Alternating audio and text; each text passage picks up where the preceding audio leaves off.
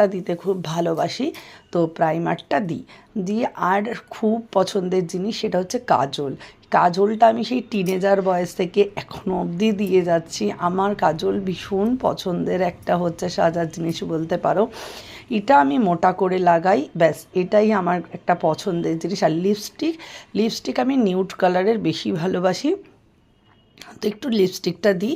তবে আমি কিন্তু যেন একটা গল্প বলি, আমি আমার বিয়ের আগে অবধি লিপস্টিক দিতে পারতাম না।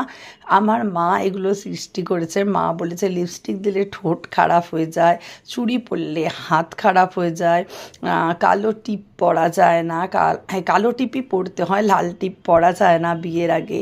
এইসব করে মা এগুলো মনের মধ্যে সৃষ্টি করেছে, আর সাজা হয়নি। তো এখন যা হোক একটু হালকা, মানে সাজের প্রতি অত বেশি নেই। এই আমার লুক, আমি রেডি হয়ে গেছি, এই কুর্তিটা পরেছি, দেখে বললো কেমন লাগছে। তো চলো বেরিয়ে যাই, অনেক কেনাকাটা আছে।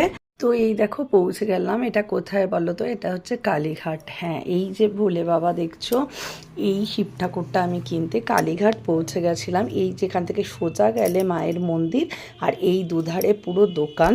তো আমি এখান থেকে কিনেছিলাম। এই দেখো মায়ের মন্দির, তোমাদেরও দেখিয়ে দিলাম, কারণ আমি একদম মায়ের মন্দিরের কাছে এসেছি। কারণ এখান থেকে আমি একটা খুব ইম্পর্টেন্ট জিনিস কিনবো, তোমাদেরও দেখিয়ে দিই।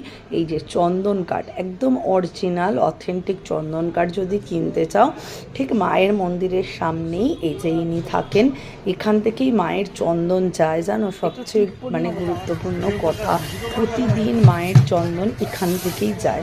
আমি যা জানি, যতটুকু জানি সেটুকুই তোমাদের সাথে আর কি শেয়ার করার চেষ্টা করি। তো ওখান থেকে আমি চন্দন কিনলাম ওই ভদ্রলোকের থেকে।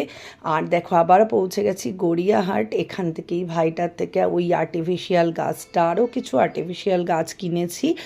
তারপরে চলে এসেছি দেখো এই কুর্তির দোকানে। এখানে এত সস্তায়, এত রিজনেবল প্রাইসে তুমি তোমার সব রকম পছন্দের চুড়িদার, কুর্তি সব পেয়ে যাবে। একদম 350 টাকারও আছে, আবার 1200 টাকারও আছে, 1500 টাকারও আছে, তুমি যেরম চাও। একদম সুতির জিনিস। এই ঠিক এটা দেখো দেখাচ্ছি, এই যে খাদিমসের একদম পাশে। বহু বছর আগের দোকান, কিন্তু আমার খুব একটা যাওয়া হয় না, তো সেদিনকে দক্ষিণাপন যাওয়ার টাইম ছিল না বলে এখান থেকেই 2-4টে নিয়ে নিয়েছি। খুব ভালো, তোমরা যেতে পারো। তারপর আরও অনেক কিছু কেনাকাটা করেছি, সব ভিডিও তোলা হয়নি। তারপরে শেষে আপনজন থেকে ফিশ ফ্রাই খেয়ে বাড়ি চলে এসেছি। এটা তোমরা দেখে বুঝতে পারছো হয়তো, আমার বাড়ির পুজোর 2 দিন আগে বেরিয়েছিলাম। পুজোর প্রচুর কেনা